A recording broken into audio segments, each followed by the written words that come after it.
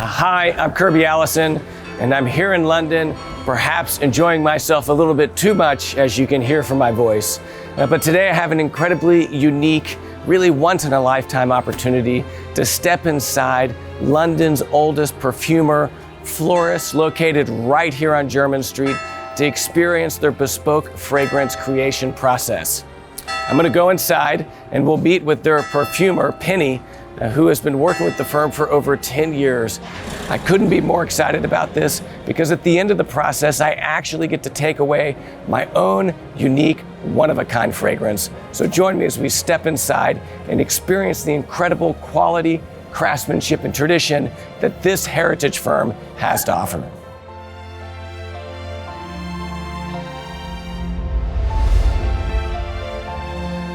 Penny, oh my goodness. I'm so excited to be here. Thank you for having me. Good morning, Kirby. Yeah. It's lovely. I'm pleased that we can welcome you here in this environment to Floris. Yeah. Well, I have to say, this has been something I've known about for a long time and have been looking forward to even longer. I mean, to be able to sit down at Floris, one of the oldest perfumers in all of England, and most of the world, yes, yeah. And to go through the bespoke fragrance process, I mean, just what a treat and how unique. So thank you. So actually, you're very lucky here. This room is a unique experience. It's so old. The whole building is 1670 something. Mm-hmm. That's just after the Great Fire of London. Oh, really? So it's really a very old, and it was in the 1730s that Floris moved in here, and they've been making fragrances in this room since. Unbelievable. Yeah, Floris has been here longer than America's been a country. Yes, and a number of people. To put it into that context is just, I think underscores the history and the provenance of this brand. Yes, and it's artisan and it's British through and through. Juan Floris came from Menorca, but Menorca belonged to Britain at the time. Yeah. So he was genuinely British, and he was a barber. And way back then, barbers would have had a lot to do with perfumery. He had to learn the perfume. He trained as a perfumer on his way up through Montpellier. And Montpellier was quite a centre for perfume at the time. Okay. Grasse and Montpellier. He trained in Montpellier and then he came here as a barber. But the barbers, milliners, glaviers, if they're called glaviers, but people who made gloves, they all made perfumes. And the reason they were making perfumes was really to get rid of the smells. Yes.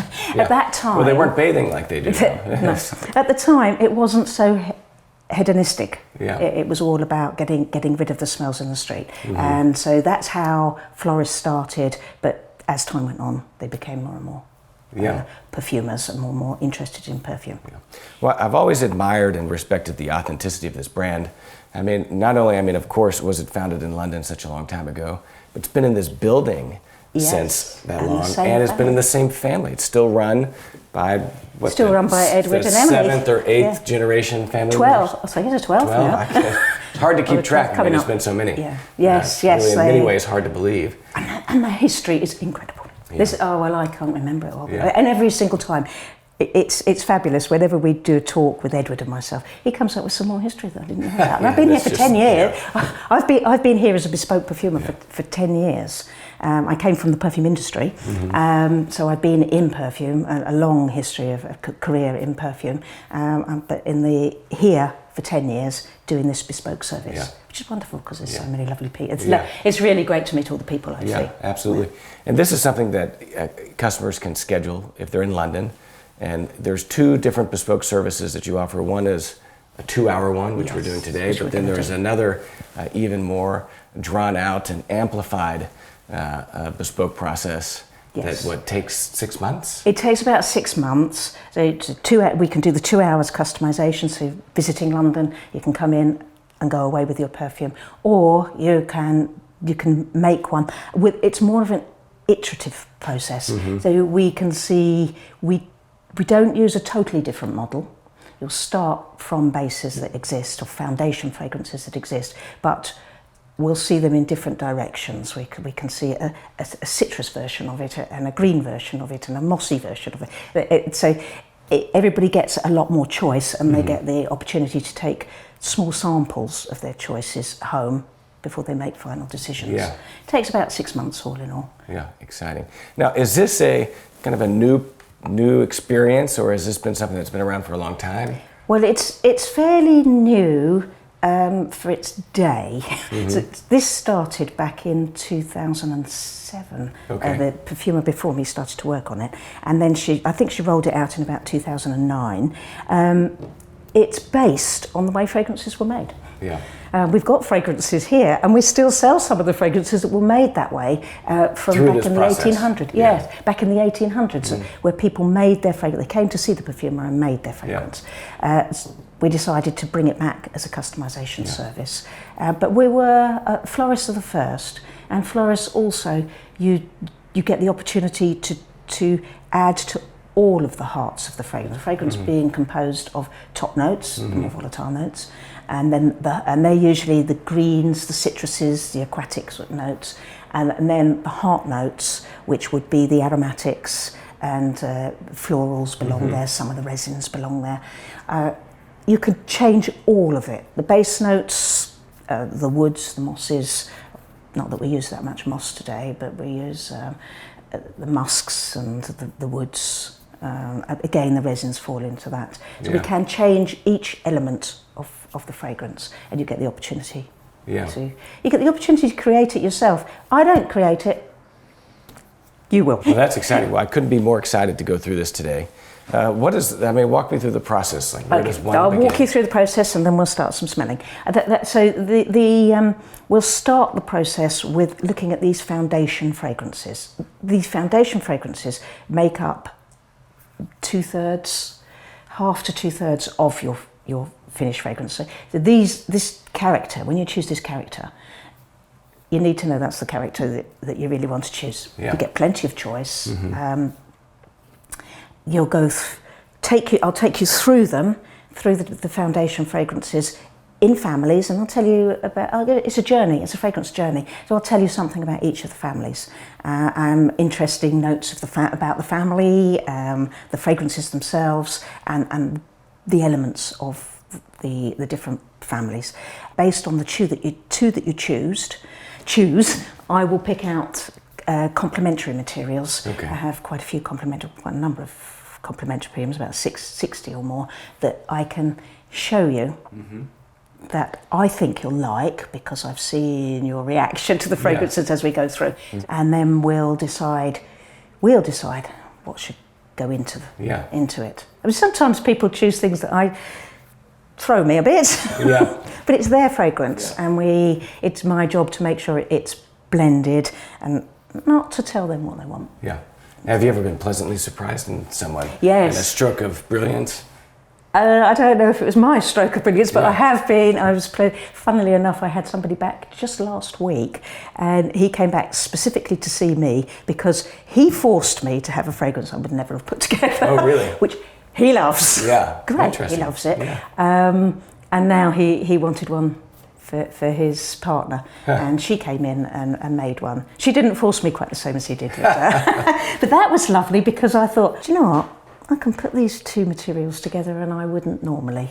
So you learn from people, don't you? That's how. Yeah. You learn from them, and you let people have the freedom for themselves. Yeah. Well, fragrance is such it's a science and an art, really. Yeah. Yes. It's a creative science. Yeah. So it does start basically with chemistry. Not everybody comes that way, but I think it's difficult to get into perfumery without the chemistry background. And it depends which part you're doing. Creating fragrances here is blending. It's very much blending. I don't need loads of science for that. Yeah. But in my past, I've needed a lot of science for other materials that I've worked on. So complex. Yes, it is. And I don't find anybody that starts in perfumery that leaves it. Yeah. You know, people don't leave it. They don't go into a perfume, because I worked across into a perfume department, worked with all the perfumers, went into become a perfumer, and then I didn't see anybody leave it once you've moved across. Yeah. So. Well, let's get started. Okay. I couldn't be more excited. Okay.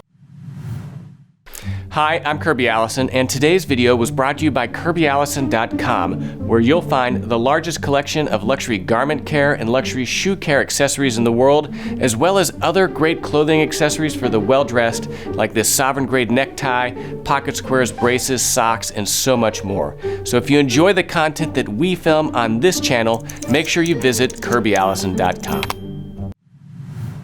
I'm going to show you citruses. The reason we show citruses first is because they're the lightest on the nose. And it gives you opportunity to smell them. Then we get into the heavy stuff. Yeah. I'd like to show you, a typical citrus and a move on the citrus. The first citrus, if you like the fragrance, what I suggest you do is you put it in the scent holder, which is much heavier than you think. Much heavier than you think. I'm going to show you one that's just a nice, clear citrus. What's in it is a lot of bergamot. And bergamot, I believe, is really like a go-to citrus for perfumery. We don't tend to eat it that much. You'll always see some luxury jam with bergamot in it or something like that. But, of course, Earl Grey. Yeah. Earl Grey tea is bergamot, but otherwise it's not particularly edible. I love it in perfumery, and I think the reason we love it in perfumery is it's not as identifiable as the other citruses, and it's also it's quite bitter. It's very fresh. It's not. I don't find it sweet myself. Okay. So that's one of the bases. The other base I'm showing you belongs in the citrus family, but it is definitely a subgroup. And the reason I want to show you this one is because it's very traditional. This is barbers. This is a barbershop. Really barbershop. It's really very aromatic. It's got the citruses in it. It's been built from orange blossoms, linden blossom, but in there there's a lot of aromatic notes, rosemary, and specifically, it says it's really important because it's so traditional. There's quite a lot of rose in there as well, geranium. This is number 127. So this was the 127th formula in the book, created by the Grand Duke Orloff of Russia. And that's what makes it so interesting. So this is one of the signature Floris fragrances? Yes. And it's the one that Churchill wore all the time. And then what's the other one? The other one's called Fougere. So this is another one we have on the shelf. Many of them we don't have on the shelf outside. Particularly want to show these because they stand out there. These are both in my collection. Are they? Yes. 127. You recognise 127? Yeah. Fab. But it has such a history to it. Bit barbershoppy for me, but it's very traditional, clean. I find it very clean. Yeah. Very clean. You'd imagine you just. Well, I associate them with like springtime, summer fragrances. Yes, citruses. I move into the aromatics, which are very typical for men. And there is one aromatic area which is very popular for men. These two materials.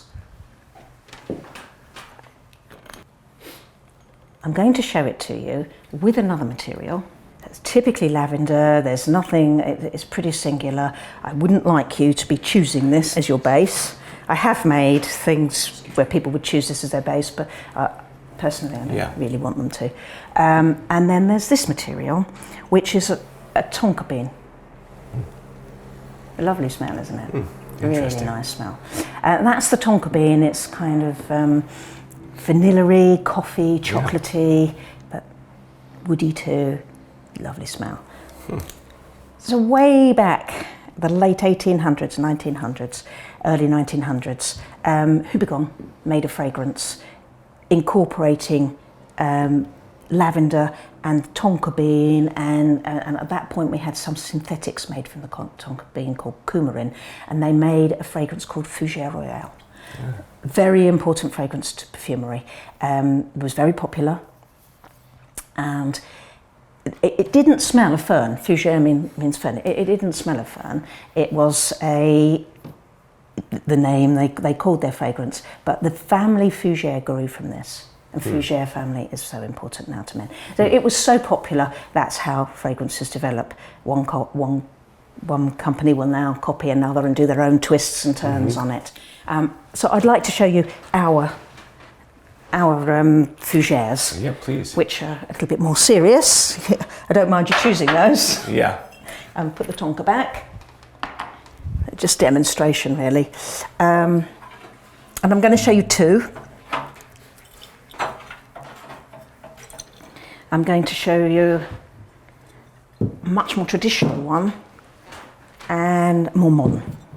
And I'll tell you why they are and the differences. So the Santal is another fragrance that is... Santal is another one that we have on the shelf. Yeah. And this is our traditional Fougere. It's slightly Oriental, more ambery.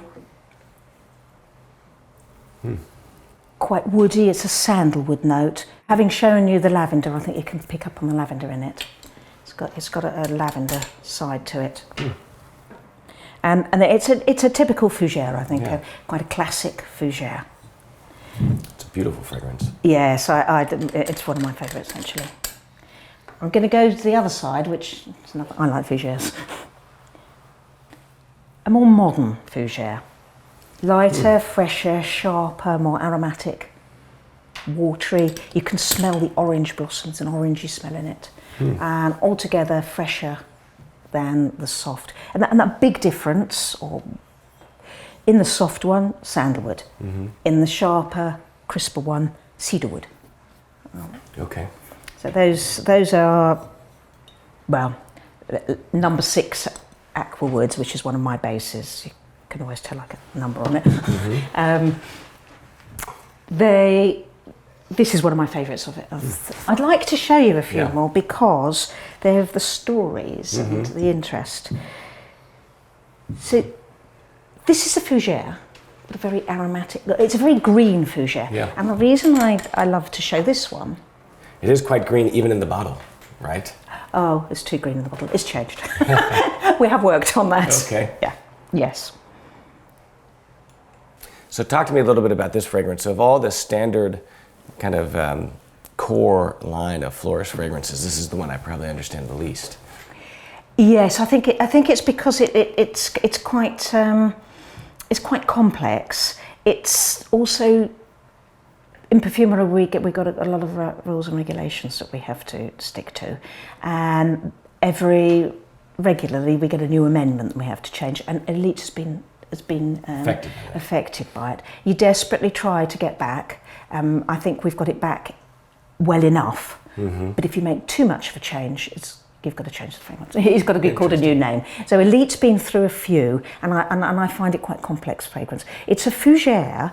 I don't think the lavender stands out that well. I find it quite strong.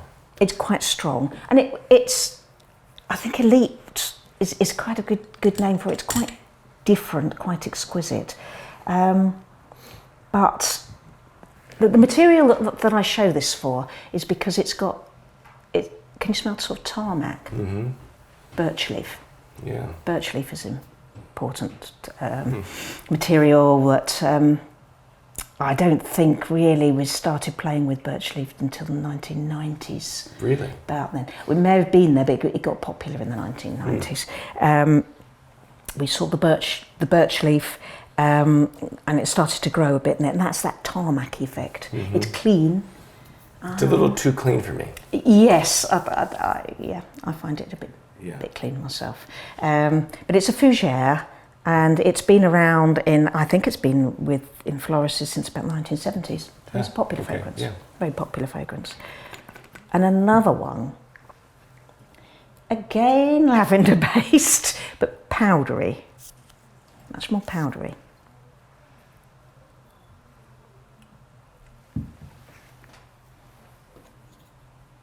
The powder coming from a material called Oris, which is a sort of it's a powdery violet, soft violet. The fragrance itself is a vetiver, and vetiver is a grass that we use the grass roots, particularly popular or grows more sort of the Far East, Singapore, and they use it a lot to weave into. They use the vetiver itself to weave into materials. Huh, okay. You get them woven into the materials, and it's I love the smell of vetiver. This has got a leather smell to it. I can see how. I like this one. Yeah. And you can imagine they put it in blinds. They would also weave it into blinds. When the wind blows through, Oh wow! it fragrances the house. I don't know if they do this much now, but it has a history of that. And vetiver and sandalwood used so much in Hinduism. So it has a lot of religious notes. Do you have it? The Mahan leather, is that a? No. This has got the. You obviously like leather, so I have leather here, so which we could add to your fragrance. No, the Mahon leather grew from another fragrance, which I will. No, Mahon leather didn't. Do you like leather oud? You know, the leather oud is, a current kind of substitute. The honey oud, I really don't. It's just sweet, isn't it? It's quite sweet. Yeah, it's one of our best sellers. Really? And actually. Although I did work on honey oud. It would be wrong for me to claim it as my fragrance. Sheila, the perfumer before me, was here. She created leather oud and honey oud, but I was here helping, and we actually created those for Harrods, specifically for the honey, specifically for the end of Ramadan, for Eid, because they're all those baklavas and the honeyed fruits that they eat. So that's what it was made for. Okay, I'm going to take you into. Yes, I'm going to take you into a woody. Let me show you one wood, and then. What about tobacco? Is that another? Sorry. Tobacco. Tobacco is a complementary material. Okay. Because you wouldn't want to add too much tobacco into a fragrance. So I'm going to show you the wood. I'm going to show you our fat sandalwood fragrance. Then I'll show you two more after that. This is our sandalwood fragrance. It's a soft sandalwood. And it's quite soft. It's quite soft. I find it very skin, which I find appealing. And maybe a bit sweet, and the sweetness is coming from a licoricey sort of note and an essic note in there. Interesting. Let me show you two more fragrances, and we'll go into very typically Oriental. Comes from the Orient. It's a spice blend, and then I'm going to show you our oud. I'll tell you something about them.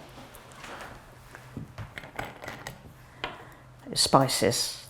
This for me is quite a unique base. It's nothing from the shop at all.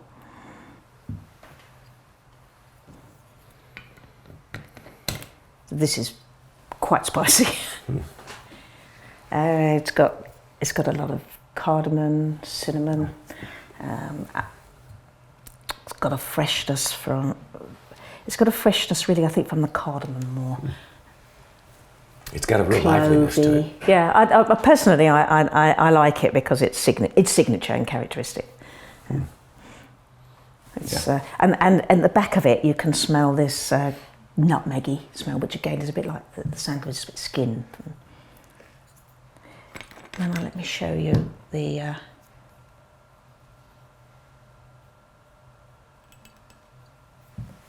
This is an oud. It's a fungus that grows in a quicklea tree, and is pretty valuable material to perfumery. Yeah, loved in the Middle East. It's loved in the Middle East, and they burn it on a brazier. Do they really? Yeah, okay. they'll burn. Yes, I'm sure they still do it, but they'll have the piece of the tree that's got the oud. It's a fungus with the oud in it, and they burn it. And I find it atmospheric and quite addictive. Yeah, that's interesting. It's quite atmospheric, yeah. but for wearing, I find it. I think I think you need to know that you love oud before you wear it. You need to think about wearing it. And I'll always warn people, think about it. Especially, and it depends also depends what nationality you are. It really does. You can't just pin people down by being, you are British, therefore you like, but it does happen. Yeah. It definitely happens, and this is very Middle Eastern. Yeah. The British quite like their fresh notes. Yeah. What was the other one that we pulled right here? This was the spice. Did you put the spice? No, this was the sandalwood. Oh, vetiver. You like the vetiver, didn't you? The leather. You like the. You've got the 3 there. Yeah. What I suggest now is that we sort of stop, and you choose which one you want, Yeah. or if you wish me to show you another one. I think it'd be fun to take the vetiver and see what you're going to take the vetiver and see. Well, I think I like the vetiver. Your choice is your. Yeah, I enjoy the leather notes. And this just has a complexity to it I enjoy. Excellent, excellent. And the other 2 you liked was the Santal and... The Santal's another exceptional one. It's just classic. This, I'll bet you would have worn a Fougere in your time, and that's why you get that sort of memory. And Fougeres came back in the 1950s, 60s, really? in a big way. And that was because men had left perfumery. They left perfumery, and before that they were wearing cologne and perfume. And it was still there, but possibly something to do with the wars. And it's because marketing saw this gap. They saw the gap and they brought fragrances back, like Brut and Aramis. And this brought men back to perfume, or that and the fact that they called them aftershaves, so that men understood. And it became more mature. And also they advertised with Henry Cooper. Yeah. So really clever marketing, and Brut exploded. Is this a Brut? Brut's a Fougere. Okay. And this is, it's that classic sort of Fougere smell. I still like Brut to today, but it smells thin to me today if I go back to Brut. Interesting. But the other one you liked was?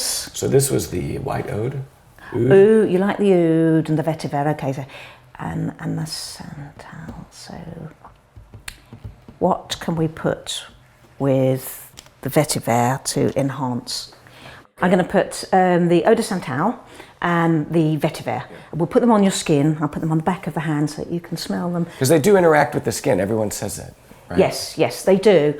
Personally, I don't believe it doesn't totally change the character of a fragrance, but the volatility of the notes, it may be that you have a bit warmer skin and these notes come off a bit quicker, and definitely affects what you've eaten, what you're eating. Really? Effect. Yes, that does show in the skin. It's like garlic will come out in your skin, yes, curry comes out in your skin, so strong things do. That makes a difference, yes. So we'll put these on skin, and then what you can do is just have a look at we'll take you through the complementary, and then you can decide which one you really want to go with. Okay. It's probably going to be the vetiver, but yeah, I want you to see them on skin. Put eau de Santal on one hand, and on the other I'll put the vetiver. And we put them on skin so that you've got, probably going to go with the vetiver, but you have a backup there. Okay. All right, so if you let me put this fragrance on the hand. This is the vetiver. We'll put it on the back of the skin.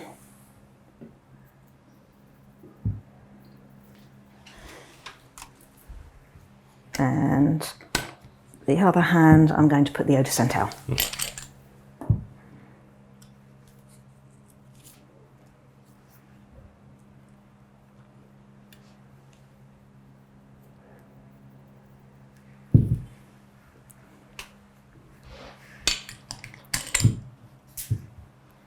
And take everything away from What do you you. think?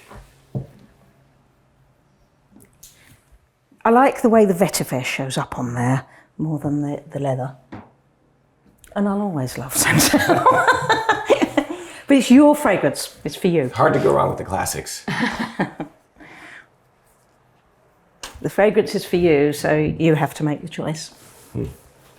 What I'm going to do is I'm going to pick out 5, yes, we've got plenty of time, we've got 5 main materials. Okay.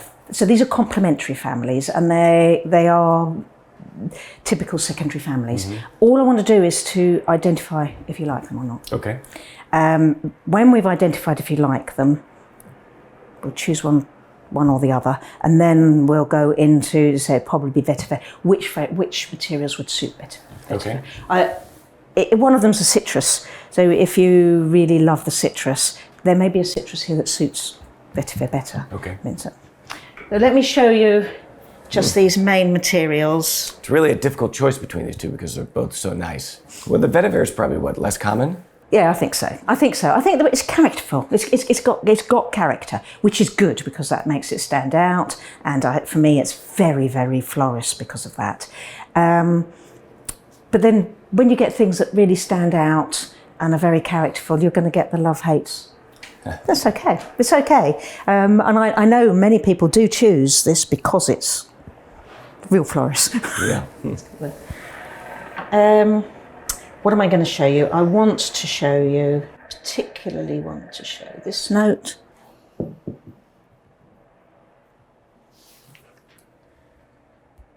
That note. And I've missed one. 2, 4, there's 6. So let me show you the first material. It's subtle, difficult to smell. Perhaps a description of it helps if I tell you it's clean. Yeah, this is quite very powdery. subtle. Yeah. Has a nice effect on a fragrance. It's musk. I can barely pick it up. Yeah. Once you start to tune into it, you'll smell it better, more and more. All I want to know at this point is if you like the materials. If you can't smell it at all, then you wouldn't put it into your fragrance. I have trouble picking it up. Okay. The next one is another subtle note, but it's volatile. Easier. It's also carried in alcohol, so and not the alcohol we're looking for, it's the smell of the material. Okay. It smells sort of cucumber, melony. This is a marine note. How is that created? I mean, how do you create So marine is 100% synthetically engineered. It's for perfumery, it's quite a new material, maybe 50 years old now. New West was the big one that started to use marine, but it wasn't very popular. It came round again with Issey Miyake. Well, their fragrances are very, very good. They're very cleverly used, the marines. Yeah, a new synthetically engineered material, the smell of water. And perfume have been looking for the smell of water for many years, but for centuries. Yeah, centuries. This was we didn't find it, and I think New West would have been about the 70s. Yeah, it was 70s. So it's been around quite a while now, but not really popular until Issey Miyake came. Going to show you another strong material.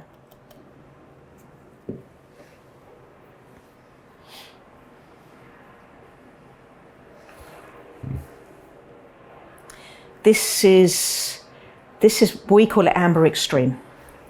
It's built around an amber, and I don't know if you know about amber. Is the natural amber is a material called ambergris, which is whale vomit. But whale vomit. Whale vomit. Personally, I have never worked with a company that uses whale vomit, and it's very difficult. It's difficult to get the provenance to use it because we can't be sure. I would think today nobody's using real ambergris. It gets washed up on beaches, and particularly Baltic and the north of England as well. But you need a provenance to make sure that it has come out off the seashore. So this would be a synthetic. This is synthetic. Amber itself, well, yeah. Let me show you amber as well. It's a bit soft, a bit vanilla-like. The reason I chose amber extreme is amber won't show up in your fragrance. So, and it's another base note amber. We use amber and musk both amber and musk. We describe them as fixatives because they're very heavy molecules and they stay on a substrate, so they hold the fragrance down. They're useful materials. I smell this one more than I do the extreme. You like the amber more than the extreme? Should I shade it to you then? Okay, maybe we can add amber. It softens the fragrance and gives it longevity, without a doubt. Interesting. Okay, now you want those round, don't we? I want to show you another family.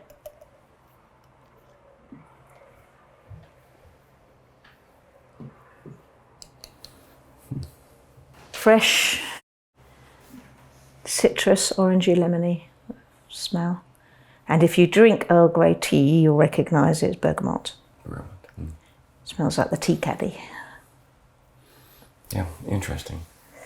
So that's bergamot. A citrus note. Do you quite like bergamot? Do you like the citruses? Yes. We'll pick these families out as maybes.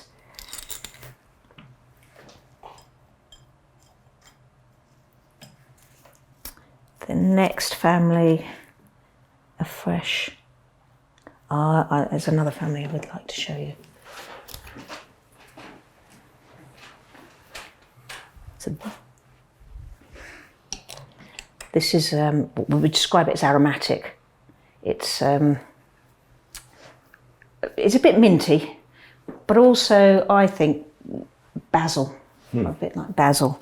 There is another material I do want to show you. Finding it more popular than it used to be. You can tell that this one falls in the same. You can see this one falls in the same as the lavender. Yeah, I don't enjoy this one. Okay. I must admit, no, I put it into Santal, but I don't think I put it into vetiver.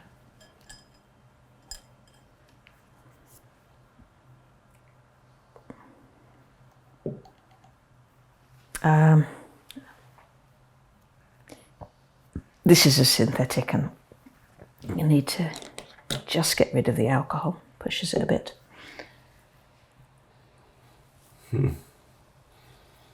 Yeah, what is this? This is grass. Smell of grass. Yeah, it's very strong. Yes, it's strong. We put it on. We wouldn't use much of it in there, so. Interesting. But not special for you. Yeah, I mean. Maybe we'll put the greens out. I'm going to keep the greens out because I've got other greens. But that is the very green. Yeah, I mean, it's very grassy. It smells like the lawn. And then the last one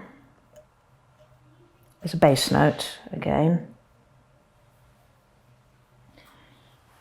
Maybe you'll.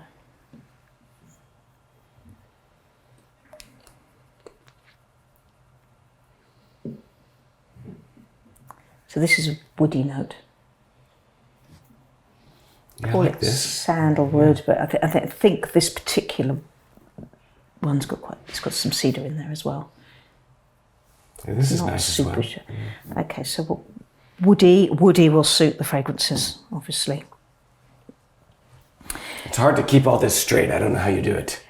Oh well, it's not too much for me to know. I've been here for a long time.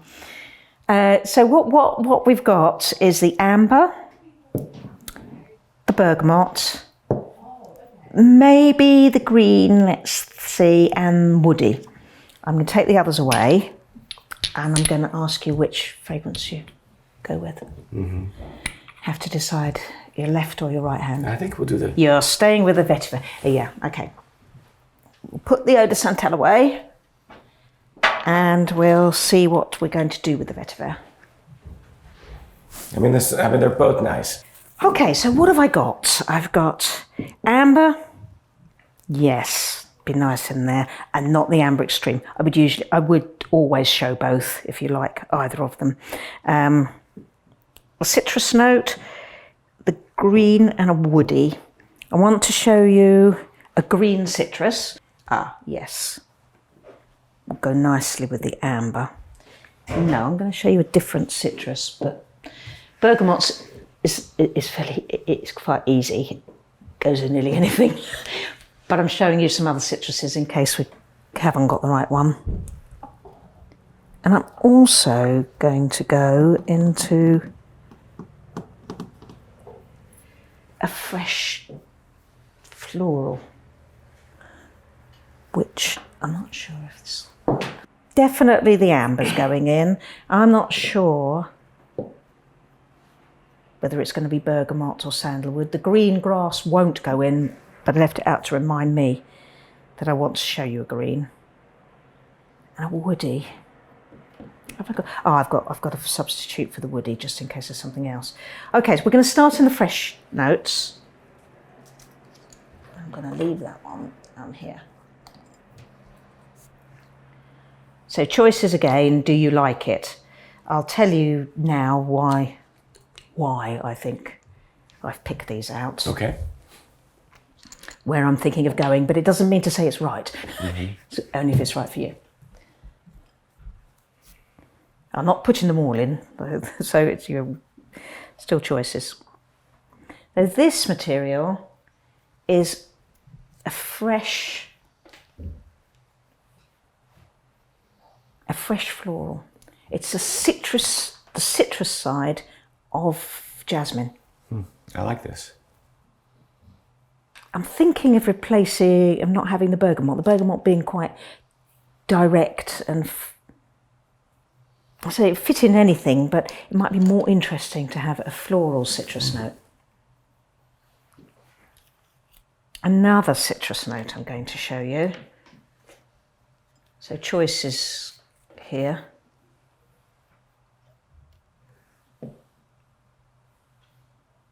Yeah.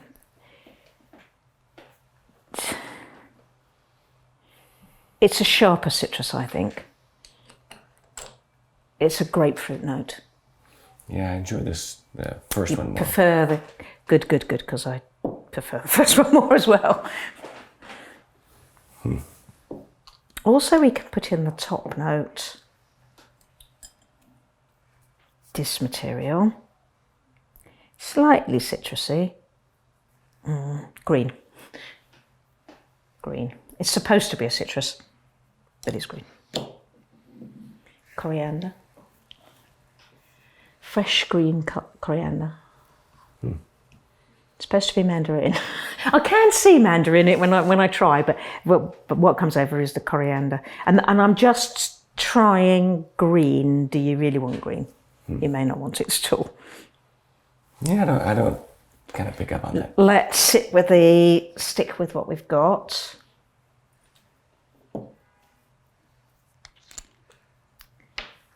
Another floral note, rich floral. Nothing in there.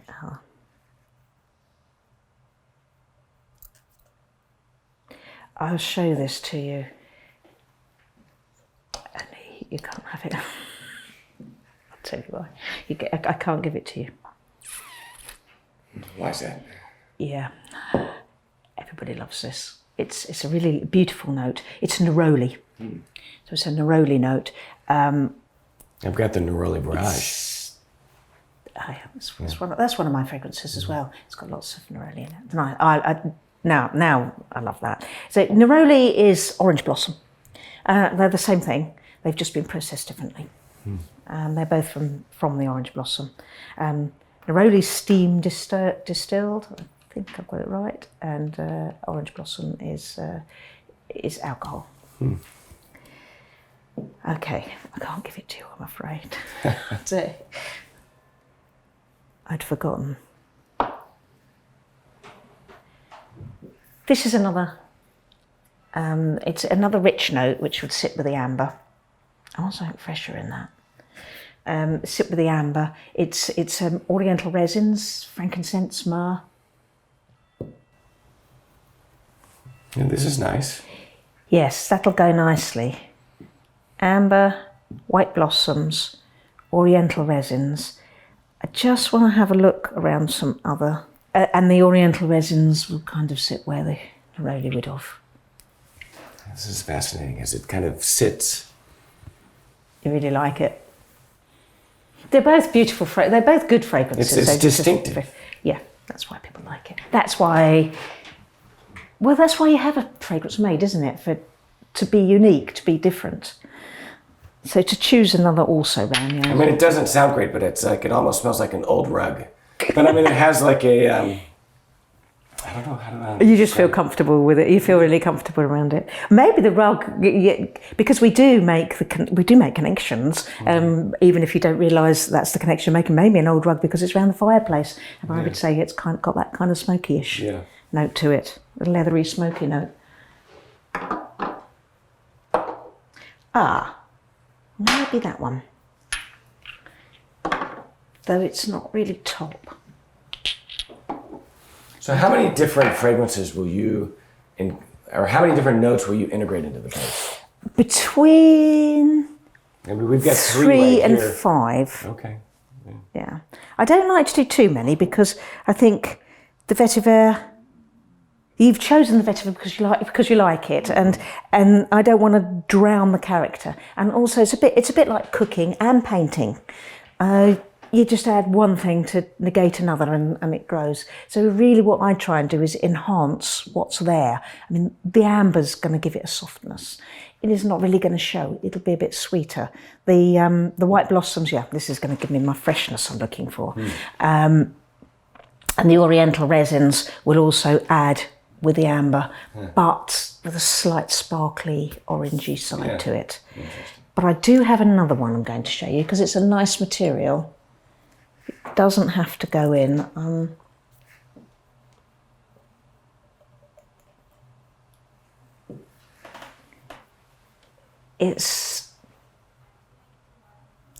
I'd call it a very dry,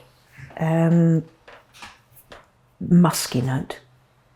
We actually call it cashmere, but it's a perfume raw material, so it's just got this dry muskiness.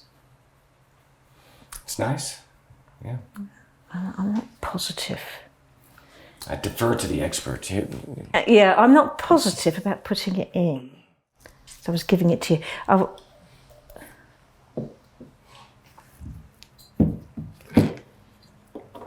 So what I do here is I just make sure. What I'm frightened of with that, because it's quite characterful, isn't it? That the cashmere is noticeable. Oh yeah, there you go. Actually, it'll smell quite good with it. I quite like them together. Obviously, it can't be exactly the same ratios, but I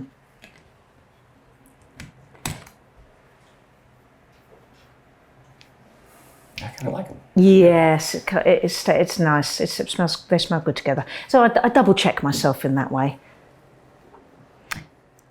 Right. So what I'll do now is go on to making the fragrance.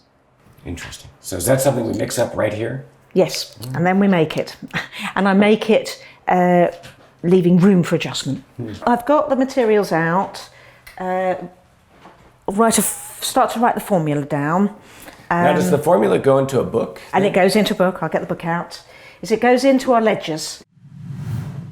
Hi, I'm Kirby Allison, and thank you for watching today's video. If you enjoy the content that we film here on this YouTube channel, one of the best ways that you can support our ability to film even more great content is by visiting KirbyAllison.com, where you'll find the largest collection of luxury garment care, luxury shoe care, and other great clothing accessories for the well-dressed.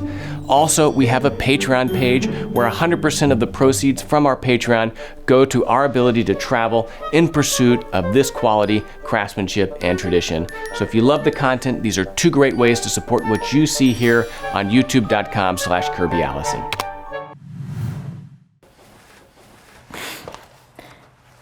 So we put them down here. So this is scientific practice, really. You write things in a book, and they will go in the computer in the end as well, because I won't be able to find them written in the book. We need the page number, you know. Yeah. Special 127. Yes, that came off a page. Number 89. You can see how many we get through. So we write it out. I'll write out the beginnings of the formula, make up, and then give it to you, and we can leaving room to adjust. So you can say, no, it's not got enough cashmere in for me, or now I've lost the smell of the vetiver. Mm.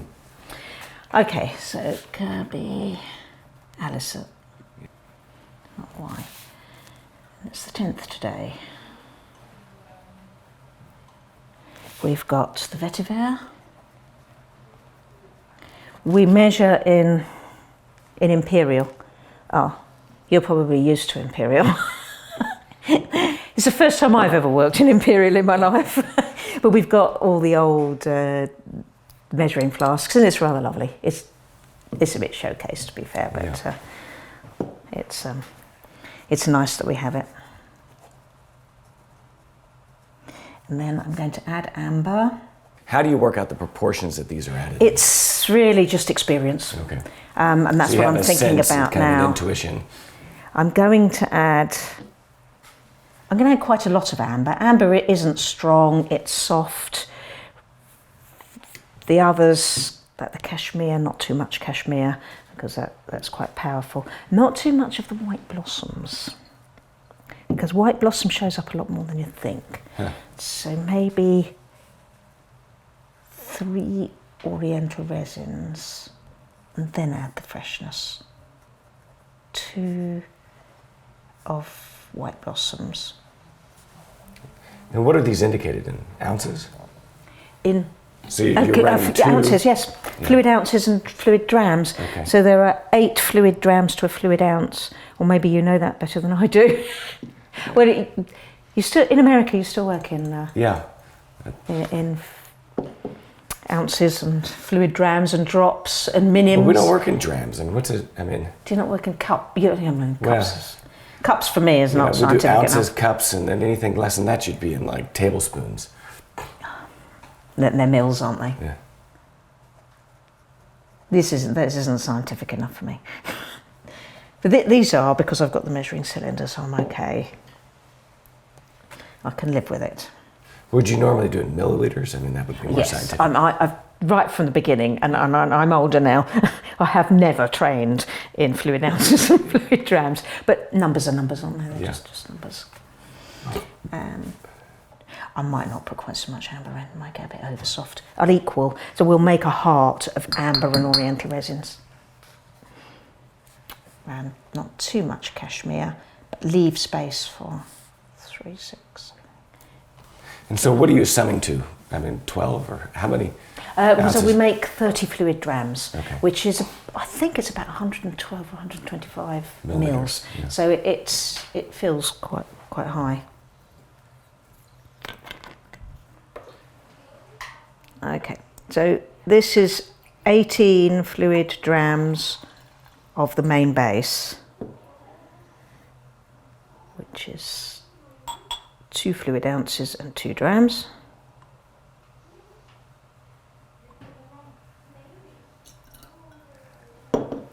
That's vetiver. Now I'm going to add the amber, which is 3 fluid drams.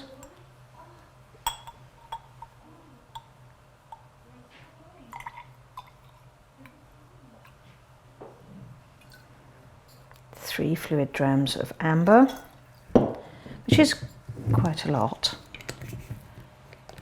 I mean, these are already a mixture of 50, 100 raw materials. Mm-hmm. So when you put in 3 fluid drams of amber, it's quite a big change.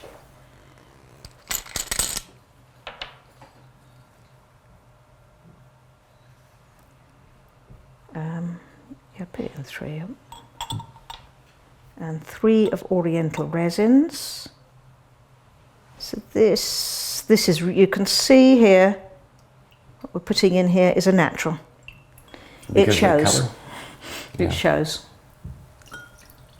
And it gives the fragrance rather a nice colour, of course. Do you have any opinions on naturals versus synthetics? No, actually I like them both.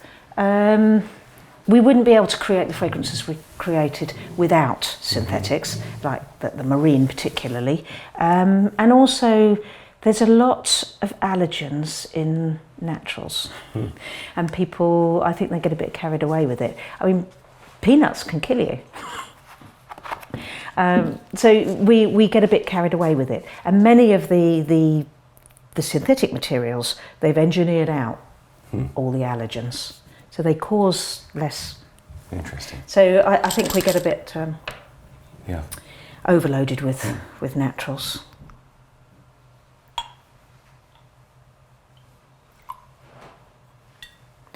That's only 2 of the white blossoms. I hope it's going to be fresh enough, but I've got room for more.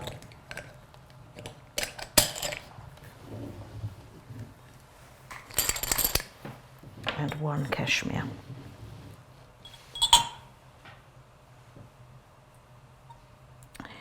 Not very much cashmere. Let's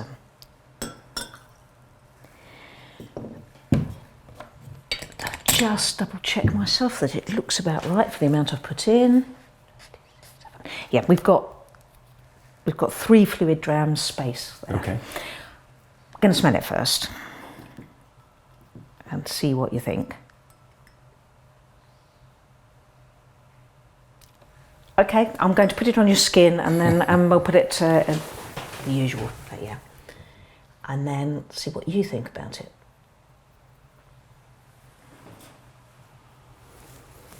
Put it. I think it's lovely.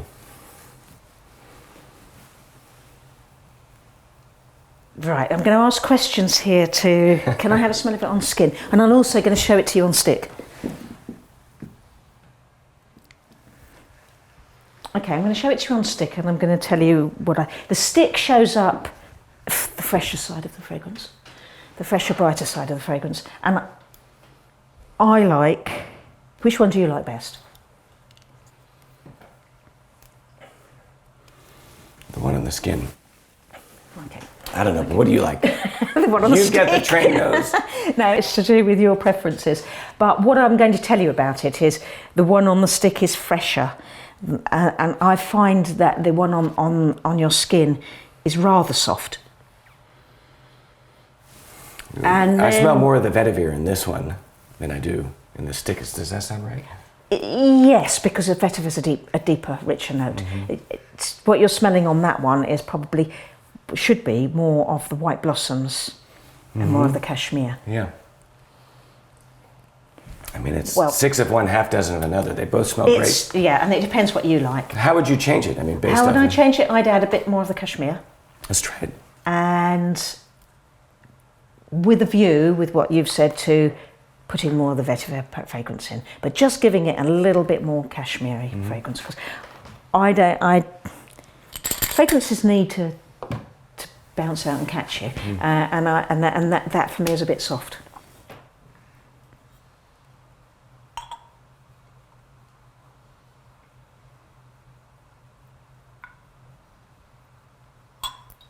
Okay. And then my intention is, or my thoughts will be, when I show it to you again, and we will put it on skin again. Let me put this one on skin. And then what I'm going to ask you is, my thoughts are you'd probably want to go back a bit more vetiver, but we've added more character. Yeah, because it's quite strong on stick now. Yeah. And how you're starting to lose the vetiver, the main vetiver. Yeah, I think we'd probably add a little more vetiver. Yeah. So I'll make the fragrance up to volume using the main vetiver. Is that the vetiver? Excellent, thank you.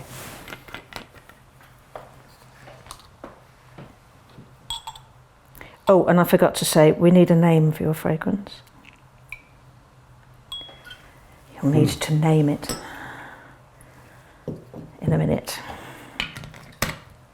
So that's more vetiver.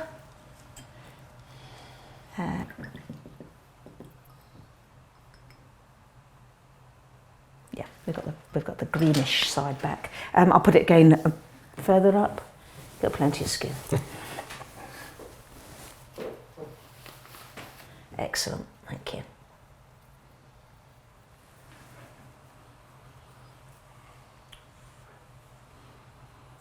Yeah, for me it's brought the green back. What do you think? Yeah, let's come round.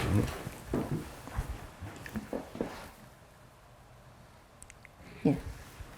I can smell the white blossoms in there. I can smell that slightly citrusy, florally note. So, excellent. You happy? I think I am. I'm going to sign it off then.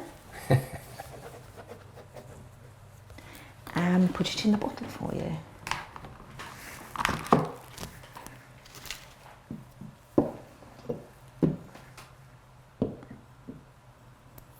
So your bottle. Look at that, KA. KA.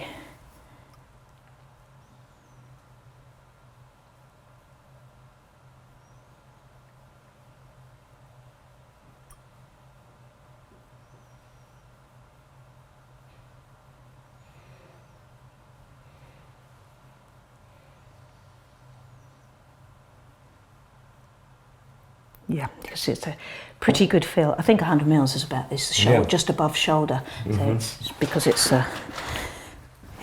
it's imperial.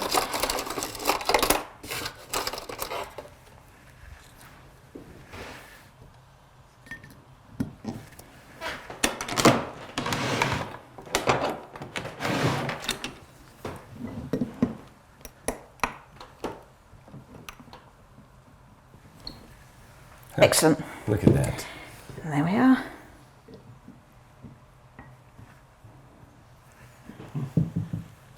So if you wouldn't mind spraying it so that we know it works. Can I spray it on my neck? Yep, put wherever you want to spray it, it's yours now. So, cashmere. How exciting. Well, I feel like I'm now part of the Floris history. You know? Yes, you are. You are. You're in the book. I'm in the book. And it's reproducible. So when you ring up in future, if you want another one, you just give me your name and the fragrance name. So I'm going to register the fragrance. And so are these bottles laser engraved? Is that how this They is come. They all come engraved. Yes. Ah. And you can choose. I think it's up to three letters. It's a beautiful bottle. Yes, it's very just classic, isn't it? It's nice. I need to put your formula in properly. I'm just going to put the label on, write the label out and put it on for you. Waterloo, nice easy one. And it's made by me on the 10th.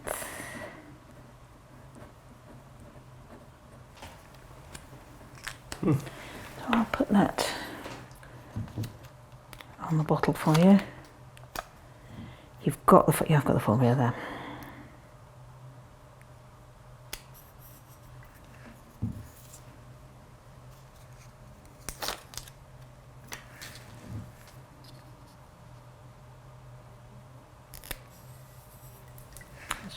Finished formula. Beautiful. How exciting. Thank you. In the box. Yeah. So if I put that in the box for you and fold it all up, then I'll pop upstairs and get it.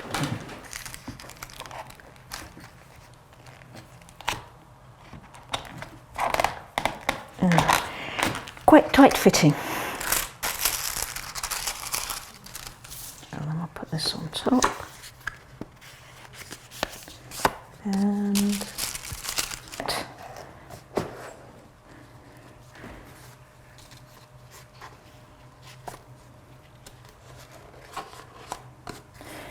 there we are. Wow. Finished fragrance. There we go. Excellent. Bespoke fragrance from Floris.